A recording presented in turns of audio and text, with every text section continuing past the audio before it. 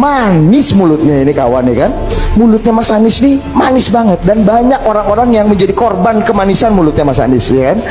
Banyak yang merasa dan menganggap Mas Anies ini mulutnya manis banget. Tapi ternyata bukan orang-orang aja yang merasakan manis mulutnya Mas Anies. Bahkan Mas Anies sendiri sadar dan menikmati manis mulutnya dia. Lo perhatiin gak? Nih gue kasih bukti dia. Dan ini pengalaman nyata gue dan Ari. Lo kalau perhatiin Mas Anies kalau ngomong gini, oke, pemimpin yang baik. Bentar ya. Pemimpin yang baik itu pemimpin yang mampu menggerakkan. Sebentar. Bahkan dia jilat mulutnya sendiri karena itu manis, bos. Doakan nantinya bisa meneruskan perjalanan di waktu-waktu yang akan datang. Semoga kepada rakyat Aceh yang telah memilih untuk menjalankan dengan penuh integritas, yang tahan atas tekanan, yang tak mempan atas imbalan, terus jaga konsistensi. Insya Allah keberkahan selalu ada di rakyat Aceh. Insya Allah kemuliaan selalu ada di rakyat Aceh. Dan insya Allah perjumpaan kami berdua ini bukan perjumpaan terakhir di Aceh ini. Insya Allah kita akan terus kembali berjumpa lagi secara rutin di tempat ini. Insya Allah. Salam takdim untuk keluarga, salam takdim untuk tetangga, untuk saudara, dan untuk rakyat Aceh yang tidak berada di Banda Aceh. Kami tidak bisa mendatangi semua tempat di Aceh. Kami datang di Banda Aceh menitipkan pesan kepada seluruh rakyat Aceh. Teruslah menjadi rakyat yang membanggakan bagi anak cucu dan sejarah tanah Aceh. Terima kasih kepada semuanya. Konstitusi telah menetapkan amanahnya kepada siapa, tapi agendanya kita titipkan untuk dilaksanakan. Sehingga apa yang menjadi perjuangan kita mudah-mudahan bisa menjadi kejadian di Aceh. Ya, siap berjuang terus ke depan? Jadi nanti tunggu aba-aba ya. Tunggu aba-aba ya. Jangan jalan sendiri-sendiri dulu nih ya. Tunggu aba-aba. Saya bilang kemarin, saya jeda sebentar. Jedanya nggak akan lama. Jeda sebentar supaya kita ambil napas. Lihat apa yang bisa kita kerjakan. Habis itu kita berjuang lagi. Kita jalan lagi. Kita tidak boleh berhenti berjuang. Ya. Dan saya sampaikan kepada semua bahwa kami ingin tetap terus berada di dalam jalur perubahan. Ya, lagi-lagi memang banyak sekali yang nanya ke IG saya soal apakah Ahok bisa ikut nyagup lagi. Tentu kita paham ya kenapa ada pertanyaan ini ya. Dan menurut saya tentu Ahok bisa mengajukan sebagai calon gubernur Jakarta lagi. Karena Januari 2024 kemarin itu ya, itu Ahok sudah melewati 5 tahun pasca ia keluar dari Makobrimob. Karena memang aturannya seperti itu. Artinya secara peraturan perundangan Pak Ahok sangat bisa maju lagi dalam kontestasi Pilkada Jakarta nanti. Nah, yang menarik adalah kalau misalnya di Pilkada Jakarta 2024 ini Ahok bisa lawan Anies lagi. Bicara banjir, ini sebetulnya sudah dikerjakan dari sejak zaman Belanda.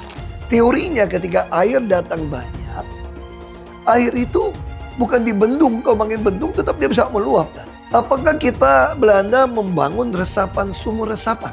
Iya, kami semua lakukan. Tetapi tidak semua tempat bisa bangun sumur resapan. Karena di Jakarta ini kan, Jakarta itu kan muara ya. Sama kayak dulu orang tanya sama saya, kenapa nggak mau ganti nama-nama jalan gitu ya. Waduh, kalau saya ganti nama jalan, repot banget gitu ya. Orang mesti ganti cap, surat.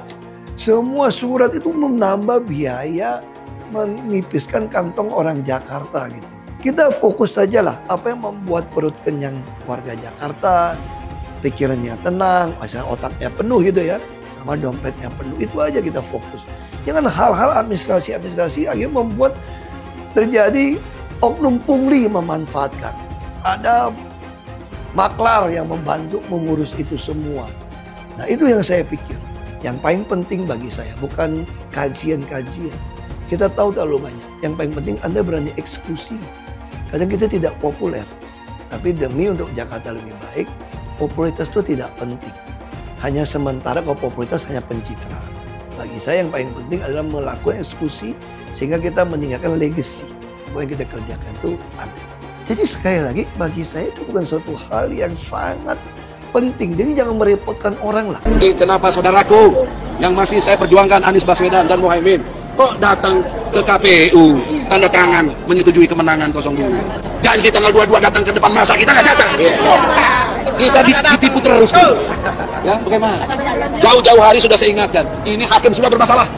Hakim yang nggak benar harus dilawan. Dipuja-puja. Ayo para blow on pemuja demokrasi. MK sumber masalah dengan putusan 90 yang memungkinkan anak kecil menjadi wakil presiden. Padahal belum cukup umur dan belum cukup dewasa. Nabi Muhammad saja yang dijuluki Al-Amin baru menjadi Rasul ketika usia 40 tahun. Ini masih kecil mau jadi wakil presiden, mau memimpin negeri sebesar ini. Karena itu kami yakin seyakin-yakinnya minimal diskualifikasi terhadap Gibran Rakabuming akan dilakukan. Allahu Akbar. Sekali lagi Gibran didiskualifikasi. Allahu Akbar. Surat terbuka untuk Pak Prabowo Subianto. Terserah Bapak mau ngasih kursi ke siapa aja kecuali Anies Baswedan. Ora oleh, pokoknya fik ora debat. Ora oleh. Aku demo ning sosmed sampai Anies Baswedan masuk kabinet sampean. Ingatlah Pak, perjuangan kami ini, pendukungmu. Rakyat yang mencintaimu, ojo sampai kami kecewa melihatmu memasukkan si manis-manis kui ke dalam kabinet. Ora iso.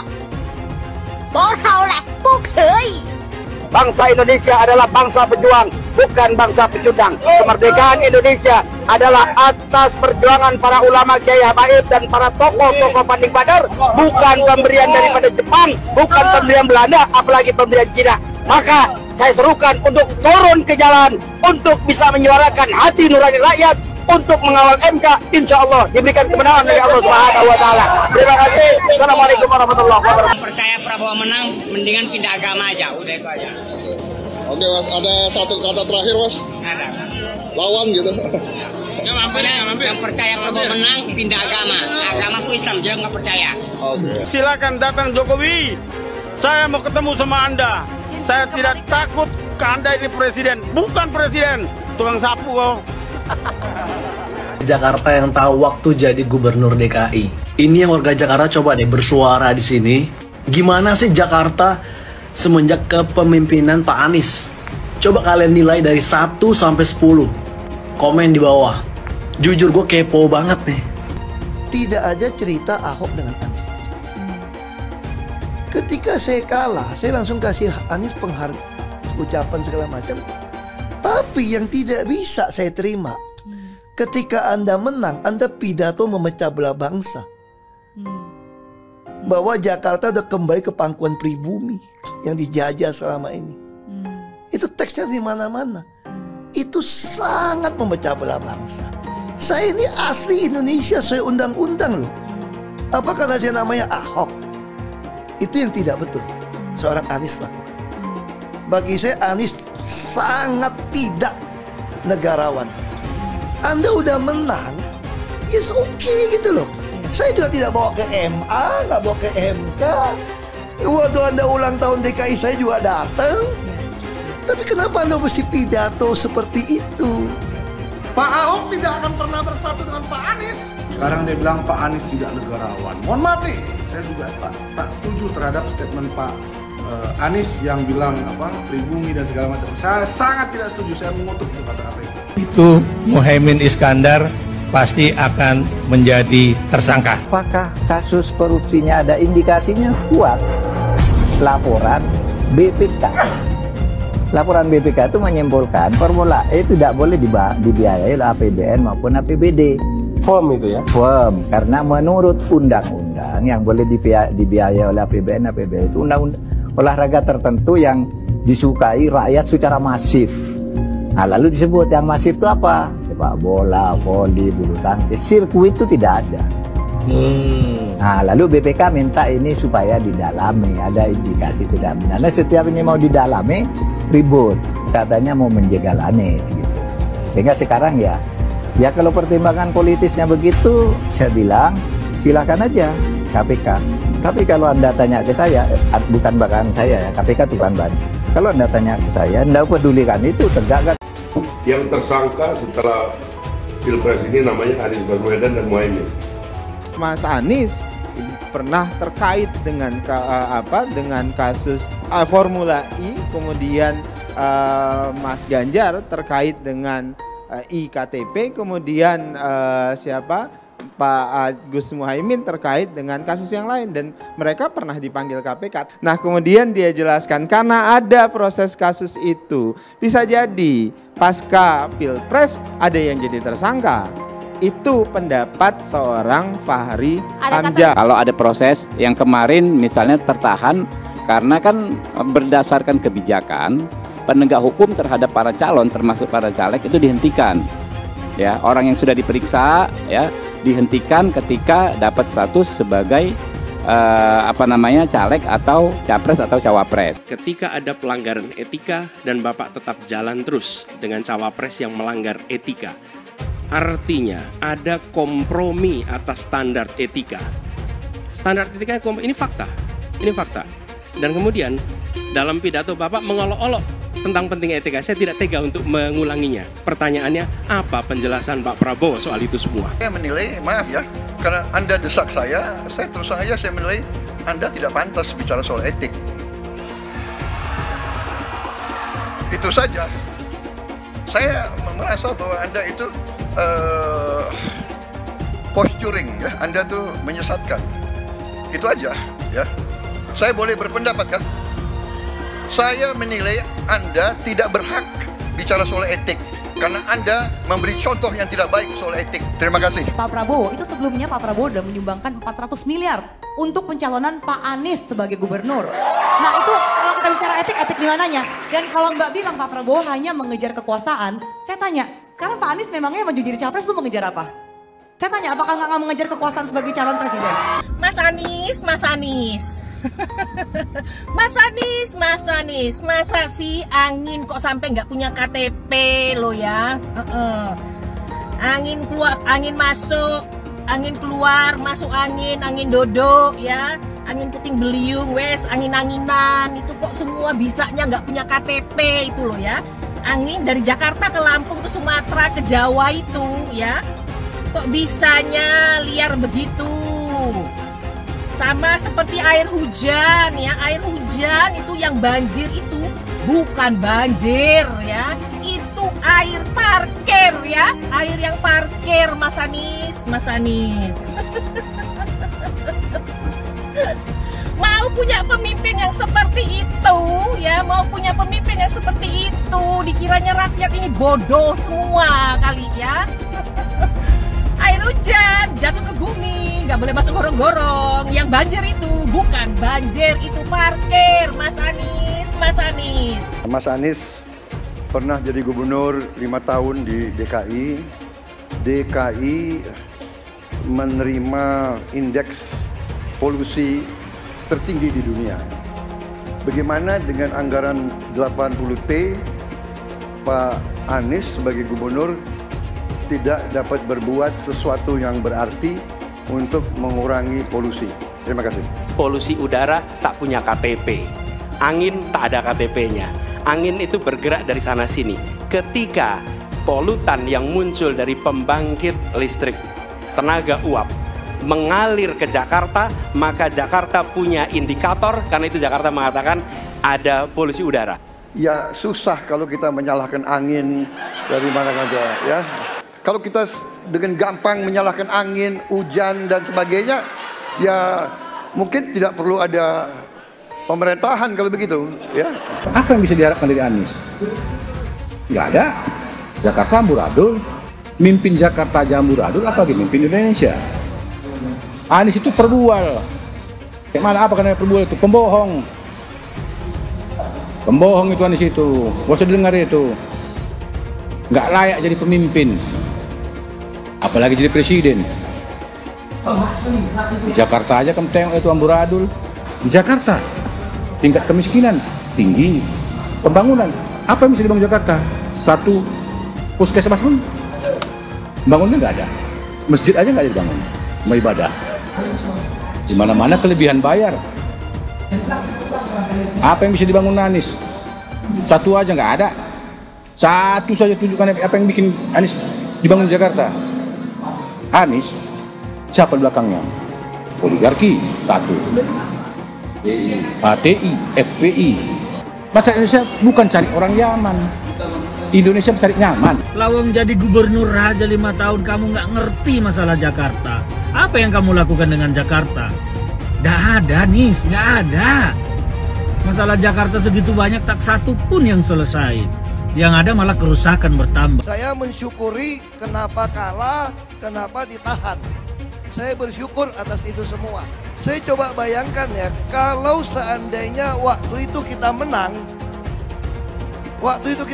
gitu ya, hari ini belum tentu kita bisa nikmati seperti ini. Kita bersyukur 5 tahun Tuhan izinkan kasih ke orang yang pintar ngomong untuk kerja. Coba kalau kita bayangkan gitu ya, kalau kemarin saya masih jadi gubernur, ini saya udah turun ini. Tapi yang pintar ngomong itu dikira orang hebat kan?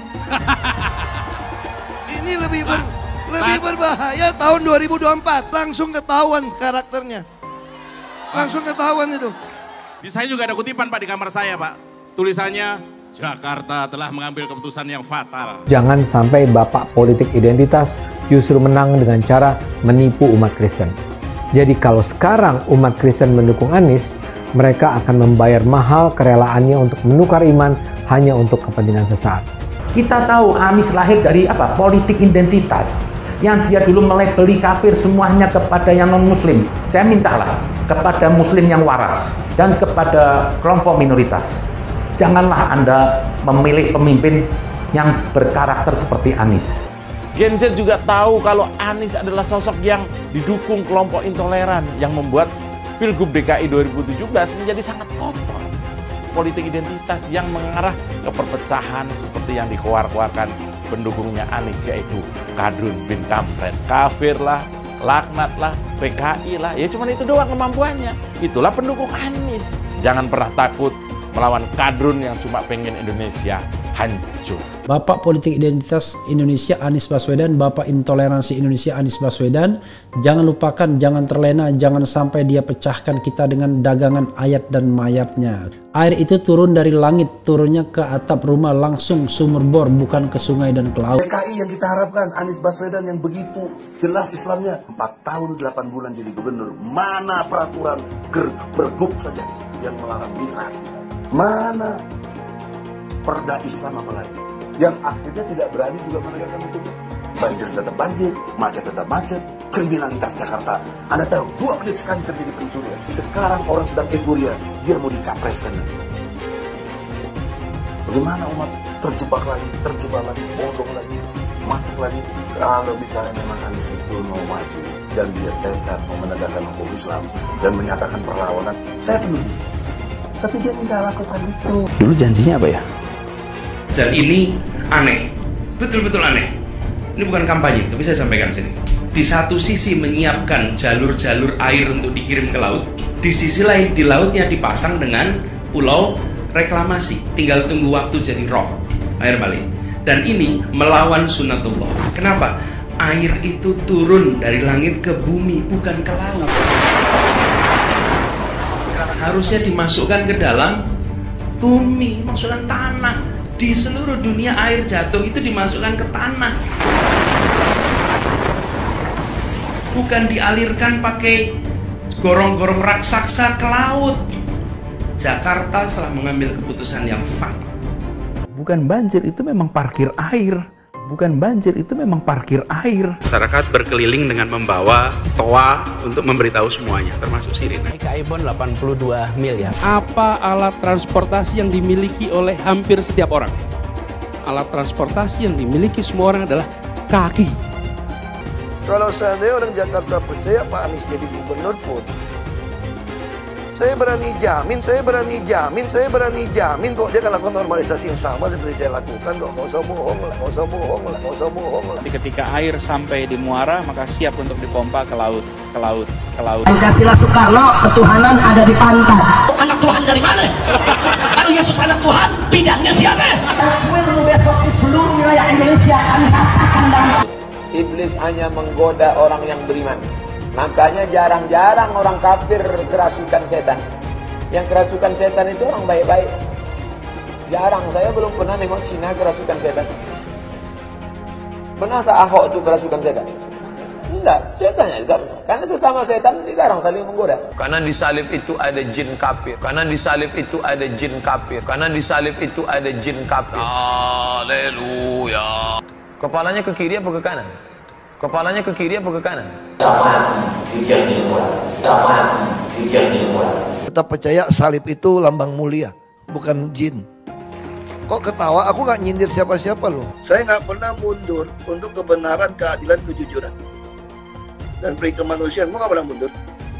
Dan gue nggak pernah takut juga sama lu. Siapapun yang rasis, gue akan hadapin. Karena rasis itu tidak berperi kemanusiaan. Sama saya ditanya dulu kan, kamu nyesel nggak statement kamu di Pulau Seribu sehingga masih masuk penjara? Tidak pernah nyesel. Karena saya mengatakan kebenaran. Hai teman-teman, tahun ini adalah tahun yang bagus untuk trading di market kripto, terutama Bitcoin, ataupun meme coin seperti Dogecoin dan kripto lainnya. Teman-teman bisa gunakan kesempatan ini untuk mencari cuan dengan trading di market kripto. Untuk situs trading, saya rekomendasi untuk menggunakan aplikasi Okta. Karena personally, saya menggunakan aplikasi ini. Alasan lainnya kelihatan di sini, untuk aplikasi Okta sudah dapat penghargaan sebanyak ini sebagai aplikasi trading dan investasi terbaik di Asia sejak beroperasi di tahun 2011. Untuk aplikasi Okta merupakan tempat yang lengkap buat teman-teman untuk trading kripto, forex, saham global, dan lainnya. Untuk trading, teman-teman cukup registrasi dengan menggunakan link di kolom deskripsi, lalu deposit, tentukan apa yang ingin kalian tradingkan, lalu tekan tombol buy. Sesimpel itu. Untuk minimal deposit, cuman Rp400.000 saja, jadi cocok banget untuk pemula. Investasi di aplikasi Okta, kita tidak dikenakan fee sama sekali. Saat ini lagi ada promo spesial. Welcome bonus buat kamu yang register dan deposit. Teman-teman akan dapatkan 100% dari jumlah deposit pertama. Contohnya teman-teman deposit 1 juta, maka akan menjadi 2 juta. Karena welcome bonus 100% dari jumlah depositnya. Jika ada pertanyaan, teman-teman bisa hubungi WhatsApp di kolom deskripsi. Saya juga mau mengajak teman-teman untuk bergabung di komunitas trading yang ada di kolom deskripsi. Di sana saya akan memberikan sinyal trading yang bisa teman-teman ikuti. Seperti biasa, kalau kamu suka dengan video ini, jangan lupa komen, klik like, dan subscribe. Hai semua, dengan saya Jonas Leong. Terima kasih banyak buat kalian, penonton setia yang selalu menonton di channel ini. Saya secara personal sangat menghargai waktu kalian. Dan saya sudah menganggap kalian sebagai family karena kalian selalu support di channel ini. Bagi kalian yang selalu menuliskan opini kalian di kolom komen, saya baca komen kalian satu persatu. Saya baca komen kalian untuk mengetahui opini kalian, tanggapan kalian, dan masukan kalian sangat berguna untuk video selanjutnya. Terima kasih banyak buat kalian yang selalu menekan tombol like di awal video. Video seperti ini membutuhkan waktu dan juga research. Dan ini semua gratis untuk kalian. Jadi pastikan kalian menekan tombol like-nya, supaya saya mengetahui kalian menyukai konten yang saya bagikan. Kemarin banyak kejadian, salah satunya yang paling penting adalah penyerbuan warga yang dimotori oleh ketua RT, bawa senjata tajam, menggerebek mahasiswa Universitas Pamulang yang mengadakan malam Rosario. Pernahkah Rasulullah beserta para sahabat datang ke rumah warga yang non-muslim, entah itu orang Yahudi atau orang Nasrani di Madinah, lalu kemudian mengancam mereka dengan pedang atau melakukan penusukan terhadap mereka karena mereka berbeda agama dan melakukan ritual-ritual di rumahnya? Saya mau tanya, ini yang ingin saya gugat hari ini kepada warga yang ikut menyerbu itu. Saya mau tanya, adakah sejarah Rasulullah menyerbu orang-orang yang berbeda agama di Madinah sambil membawa pedang untuk mengancam mereka supaya mereka tidak beribadah? Pernahkah ditemukan sejarah itu? Lalu kalian orang-orang yang menyerbu rumahnya adik-adik kita dari Universitas Pamulang yang melakukan ritual malam rosario itu mencontoh siapa, saya mau tanya? Dianjurkan oleh siapa, saya tanya? Menurut saya tidak pernah Rasulullah melakukan hal itu, yang senista itu, yang sehina itu. Siapa yang pernah menemukan sejarah ini? Saya tantang sekarang. Silahkan sebut nama kitabnya. Silahkan sebut nama periwayatnya. Pernahkah Rasulullah melakukan itu? Justru Rasulullah memberikan syiar-syiar Islam dengan cara damai dan kemanusiaan kepada orang-orang Yahudi maupun orang Nasrani. Karena Rasulullah betul-betul membawakan Islam itu dengan kemanusiaan, dengan kedamaian. Rasulullah akan memerangi siapapun yang memerangi Islam, terlebih lagi yang memerangi itu adalah orang-orang kafir. Tapi orang-orang Madinah yang berbeda agama, yang berbeda keyakinan, justru dilindungi dan diberi kebebasan oleh Rasulullah. Ada banyak riwayat tentang itu. Saya sering bercerita juga di media sosial bahwa salah satu korban perang Uhud yang gugur di dalam perang Uhud itu seorang Yahudi, bukan orang Islam. Namanya Mukhairik ibnu Ta'labah. Kita semua yang orang Islam hari ini mengikuti apa yang dilakukan oleh Rasulullah beserta jejak-jejaknya. Melalui para sahabatnya, melalui para tabi'in. Nah, sekarang siapa yang ditiru? Sementara Rasulullah sendiri ketika memimpin di Madinah, justru mengayomi dan melindungi orang-orang Yahudi dan orang Nasrani, dan tidak pernah memaksakan Islam kepada mereka. Tapi hari ini, orang masih sibuk menghitung dosa orang lain, seperti yang menyerbu adik-adik kita ini, hanya karena berbeda. Sampai kapan kita itu harus gelisah dengan keimanan yang berbeda, keyakinan yang berbeda, agama yang berbeda. Sementara kita masih punya orang yang berbeda 8 miliar lainnya. Kurang lebih 6 miliar lain. Belum kita berbicara sesama umat Islam. Yang kadang-kadang juga saling mengkafirkan satu sama lain karena berbeda mazhab, karena berbeda manhaj, karena berbeda ijtihad. Ini tidak akan pernah selesai. Berbagai perbedaan di dalam diri umat manusia itu adalah sunnatullah. Ini Nabi. Lalu orang-orang di Pamulang yang menyerbu adik-adik dari Unpam ketika mengadakan malam rosario itu diperintah oleh siapa dan mengikuti tauladannya siapa? Kalau Nabi Muhammad sendiri tidak pernah melakukan itu. Oleh karena itu, kepada saudara-saudaraku semua seluruh Indonesia atau seluruh umat manusia, jumlah manusia di bumi ini kurang lebih 8 miliar. Orang Islamnya kurang lebih sekitar 2 miliar. Sampai seberapa kuat kita gelisah oleh berbagai perbedaan, sementara yang berbeda dengan umat Islam hari ini kurang lebih sekitar 6 miliar. Sanggup sampean membawa sebilah pisau untuk melawan orang yang berbeda. Dan Islam tidak pernah mengajarkan itu. Islam selalu mengajarkan bahwa agama ini harus bisa menjadi rahmat bagi seluruh alam semesta sampai hari kiamat. Jadi, melihat kejadian yang ada di Pamulang kemarin di malam rosario itu, marilah kita sadari bahwa manusia ini tidak dilahirkan untuk menjadi jumawa. Kita hanya setitik kecil debu dalam peradaban manusia. Sudah miliaran manusia di bumi ini yang hidup dan yang mati. Dan kita hanya secuil.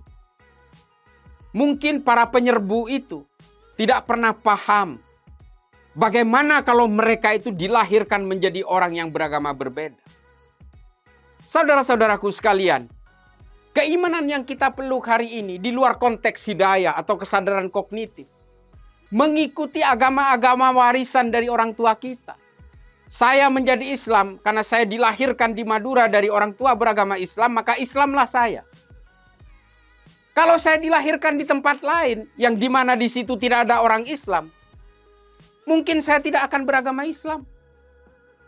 Dan ini kelahiran-kelahiran ini bukan kehendak kita. Ini kehendak dari Allah. Maka kemudian kita tidak boleh jumawa.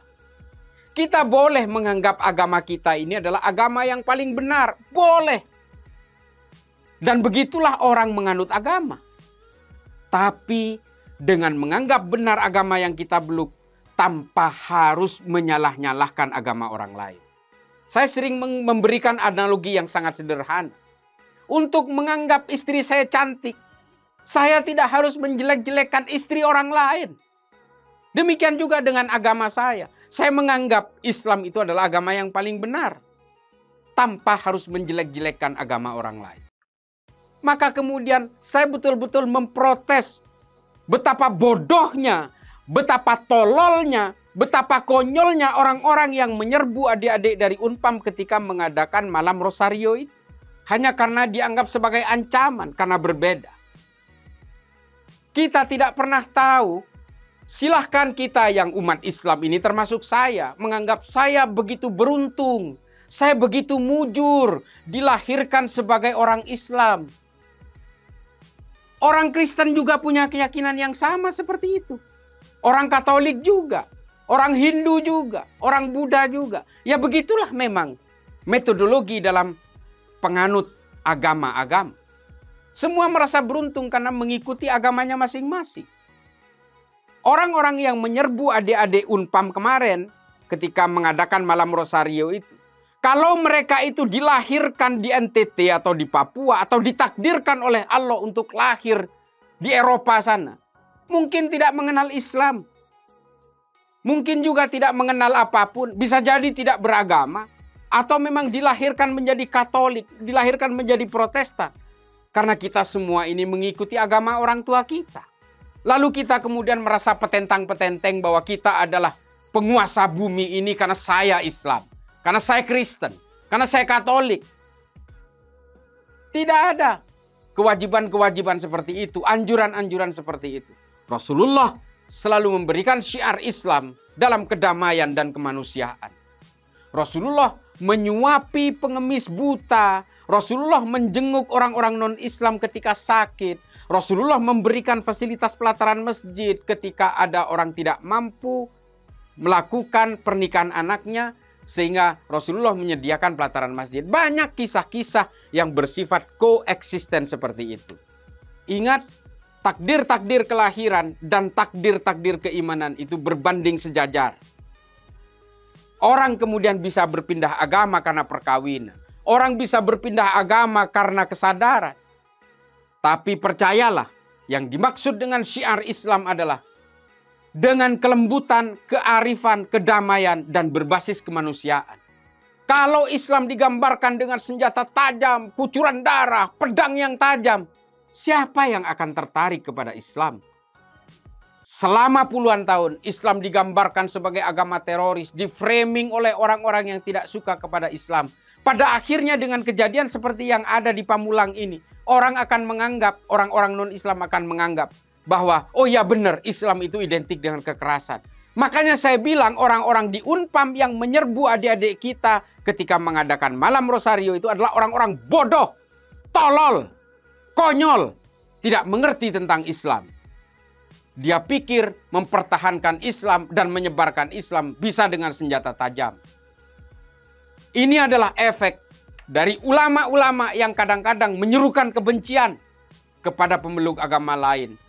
Menyerukan kebencian dan permusuhan kepada orang yang berbeda. Ini adalah ulama-ulama yang tidak wajib untuk diikuti. Bahkan haram untuk diikuti. Ini hanya akan semakin membuat jelek wajah Islam dan syiar Islam. Saya kira itu saja. Mudah-mudahan tidak ada lagi kejadian seperti yang terjadi di Pamulang. Mari kita hidup damai. Mari kita perkenalkan Islam dengan akhlak dan adab yang baik. Karena orang-orang non-Islam akan melihat tingkah laku kita sebelum mempelajari Quran dan hadis yang kita yakini ini. Mereka akan melihat bagaimana akhlak dan adab kita. Saya kira itu saja. Mari kita bangun toleransi. Kita bangun kemanusiaan dan kedamaian supaya agama yang kita peluk ini tetap rahmatan lil alamin. Kemungkinan satu-satunya yang menggunakan politik identitas adalah hanya Anies Baswedan. Pertanyaan itu lantas saja menimbulkan amarah di kubu Anies, salah satunya dari kelompok khilafah. Orang kepercayaan Anies menyatakan politik identitas adalah framing yang selalu dibangun untuk menyudutkan, padahal selama kepemimpinan Anies Baswedan sebagai gubernur tidak sekalipun Anies membeda-bedakan warga berdasarkan agama dan ras. Buat saya, apakah benar menyebut politik identitas itu adalah sekedar framing untuk menyudutkan Anies?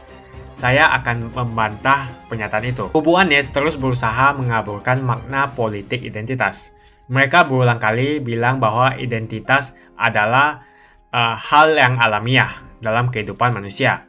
Jadi apa salahnya dengan menonjolkan identitas keislaman seorang calon presiden? Tapi saya yakin Anies tahu yang dimaksud dengan politik identitas adalah politik yang menggunakan agama sebagai alasan mengapa seorang kandidat harus dipilih atau mengapa seorang kandidat jangan dipilih. Politik identitas ini sangat berbahaya. Politik identitas membuat masyarakat menjadi tidak rasional dalam berpolitik. Yang menjadi faktor utama dalam politik identitas adalah agama. Seorang kandidat akan dipilih karena agamanya, terlepas dari apakah dia melakukan korupsi atau melakukan pelanggaran HAM. Ketika politik identitas digunakan, maka ini akan berpotensi konflik, karena usai pemilihan, konflik itu akan terus berlangsung dalam waktu yang lama. Masalahnya, ada alasan yang cukup kuat untuk menduga bahwa Anies sangat mungkin menggunakan politik identitas, yang memang dikatakan normal ketika menjabat sebagai gubernur DKI. Dalam proses menjadi gubernur, kubu Anies jelas-jelas menggunakan agama sebagai alasan untuk menjatuhkan Ahok. Anies jelas-jelas menggunakan agama sebagai alasan untuk menjatuhkan Ahok, sampai akhirnya Ahok dipenjara. Jadi ada track record sebelumnya bahwa Anies bisa menggunakan politik identitas untuk mencapai tujuannya. Anies sangat mungkin menggunakan politik identitas karena ini memang keunggulan komparatif dari Anies. Dia mungkin saja seorang doktor dari Amerika Serikat, tapi rekam jejak kepemimpinannya sangat tidak bagus. Dia gagal sebagai rektor Paramadina, gagal sebagai menteri, dan gagal sebagai gubernur. Jadi agama digunakan untuk membangun dukungan terhadap Anies. Itu saja opini saya. Pastikan Anda menekan like di video ini dan bagikan video ini ke teman dan family Anda supaya mereka mengetahui informasi ini. Jangan lupa tekan tombol subscribe dan bunyikan tombol loncengnya supaya kamu tidak ketinggalan info dari channel Jonas Leong. Dan saya akan jumpa kalian di video selanjutnya.